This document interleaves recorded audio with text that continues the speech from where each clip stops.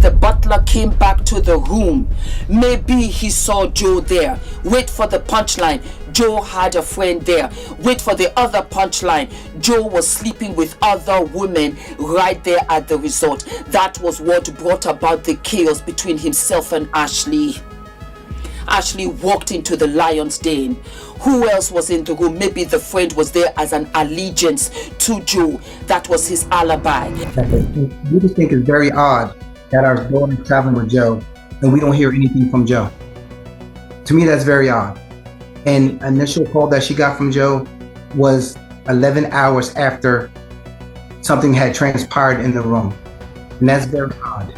11 hours later. All right, so Joe McCann and Ashlee's case just took a turn that nobody really saw coming. There's cameras everywhere at a resort, and that would match his timeline. Just do an investigation and let us know. What started as what looked like a dream birthday trip to Zanzibar has now turned into one of the biggest international death investigations we've seen in a minute, and it's getting messier by the day. His passport's been seized. Her body came home without her ring. There are 2 autopsies with 0 results released. Medical records are contradicting each other. And now, women are starting to speak online, women who say they knew Joe McCann before any of this, and what they're saying is raising some serious questions about who this man really is. Because this is going to be beyond bringing Ashlee home, beyond the flight tickets, and you might have to go back to Zanzibar because of this case. And if even part of what they're alleging is true, this situation is way darker than most people expected. So here's where we stand for anyone just tuning in. Ashlee Janae, real name Ashlee Robinson, was a 31-year-old lifestyle influencer from New Jersey. She went to Zanzibar, Tanzania in early April 2026 with her boyfriend Joe McCann, a 45-year-old crypto investor and CEO of a hedge fund called Asymmetric Financial. Joe got down on one knee during a safari on April 3rd. She said yes, posted the video, and the whole internet was happy for her.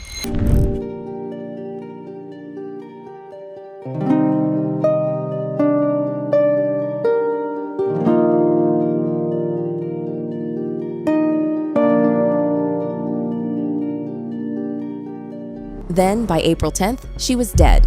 Tanzanian authorities came out early and said it was suicide.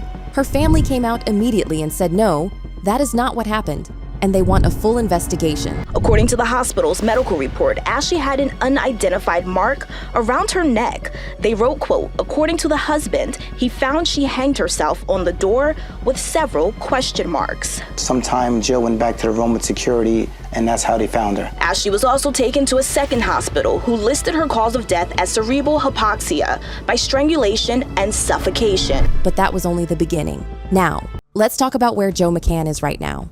Dude has not left Tanzania. The police seized his passport and he's still being held in the country while forensic and toxicology reviews are ongoing. Officially, they're calling him a witness, someone who's assisting the investigation. No formal charges have been announced. This one is with her partner. It's not like it's a solo trip. Yeah. It's with her partner, and that's where some of the speculations are coming from there. She was with you. They say the staff at the luxury villa that they were staying mentioned that they had a dispute, and they had to put them in separate rooms. Wow. Only to now find out that she passed. You don't seize someone's passport and keep them in a foreign country for weeks just because it's a formality. If this was already settled, why is he still there? Here's where things get complicated because the internet started digging and what they found is wild. It came out that Joe McCann was previously married to a woman named Shay Jackson, a brand marketing executive who's held senior positions at Google, Facebook, and currently works as a global brand marketing director at Nike Skims. Their marriage reportedly ran from 2018 to 2021. And 2025 was not a quiet year for him. Public reporting tied McCann to serious money trouble, including reports that his company's liquid fund was down nearly 80%, and that one investor was sitting on roughly a $10 million loss. Around that same time, McCann was also linked to a treasury company that reportedly wanted to raise up to $1.5 billion. That deal was later reported to fall through the cracks. That by itself might not mean much, but then a 2024 social media post of his got dug up, one where he referenced having a wife and 2 very young children. This post came out years after his reported divorce from Jackson. So naturally, people started asking, whose kids are these? Who was he calling his wife? And did Ashlee even know any of this? And that opened the door for a whole other wave of claims online. Now, these are unverified allegations circulating on social media. But women started coming forward saying Joe had overlapping relationships, that Ashlee may not have had the full picture of who she was actually dealing with. One claim that went viral, and again, this is unverified, is that Zanzibar wasn't a new destination for him, that he had taken other women there before. We also find out, like I had asked, that Joe had been to Zanzibar many times. What is heartbreaking to me is that Joe had been to that villa and stayed in that villa multiple times. To a lot of people watching, it was starting to look like Ashlee may not have known the full story about who she said yes to. Now here's where the actual timeline gets really disturbing. On the night of April 8th, one night before Ashlee was found, things went left at the Zuri Zanzibar resort. According to police, the couple had been arguing frequently since they arrived. But that night, it got bad enough that other hotel guests reported the disturbance. Management had to step in. Joe McCann got moved to a completely separate villa, about an 8 to 10 minute walk away from Ashlee's room. She stayed behind, alone. Roughly 2 to 3 hours after that separation, a hotel worker went to check on Ashlee's room. She was found unresponsive. 2 to 3 hours. That's all the time that passed between the separation and her being found unconscious. And here's what the public still doesn't know. What exactly did hotel staff witness that night? What was actually said during that argument? Were full statements taken from every staff member on duty? And what about the surveillance footage? A luxury resort with cameras everywhere? Has any of that been reviewed by independent investigators? Maybe when the butler came back to the room, maybe he saw Joe there. Wait for the punchline. Joe had a friend there. Wait for the other punchline. Joe was sleeping with other women right there at the resort. That was what brought about the chaos between himself and Ashlee. Ashlee walked into the lion's den. Who else was in the room? Maybe the friend was there as an allegiance to Joe. That was his alibi. Maybe in the 3-hour time frame of where they don't have security cameras, they don't have CCTV. Ashlee's family says they've been trying to get that footage. As of right now, nothing has been released. And looking that we did reach out, we would like to know about the footage at the hotel. Was there any footage? Did you look at the footage? Did you see the footage? These are things that's very important to us. These are things that can clear everything up. It gives us a timeline. It lets us know what happened. We have not seen or heard or even anything about any kind of footage, surveillance. These are things that we need to know. That detail, the separation, the timeline, the silence after became one of the most talked about moments in this entire case. On April 24th, Ashlee's body was returned to her family in New Jersey. But her father, Harry Robinson, confirmed to TMZ that her remains arrived, but none of her personal items came with her. He said the family has no idea if or when they'll even get those things back, and his assumption is that investigators are holding everything while the case is still active. And the family also revealed that the person they most want to hear from? Joe McCann. And they've gotten nothing. After that initial call telling them something had happened at the hotel, he went silent. The next call the family received wasn't from Joe. It was from the hotel, telling them their daughter was dead. We just think it's very odd that our daughter is traveling with Joe and we don't hear anything from Joe. To me, that's very odd.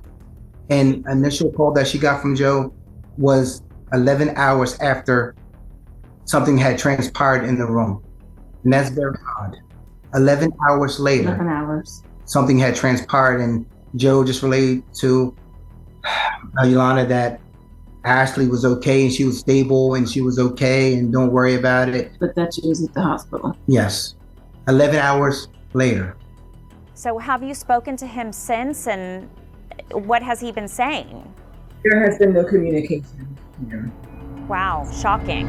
What should have been a moment of closure just opened up a whole new wave of questions that the family can't escape. Because the family wasn't about to just sit and wait. They ordered an independent U.S. autopsy. They got legal support involved, and Ashlee's father, Harry Robinson, personally flew to Washington, D.C. to press the U.S. government directly for help reaching Tanzanian officials. According to TMZ, that move actually worked. Officials made contact, and the family got word that a Tanzanian autopsy had been completed on April 15th. But, and this is where it gets frustrating, the results still haven't been released.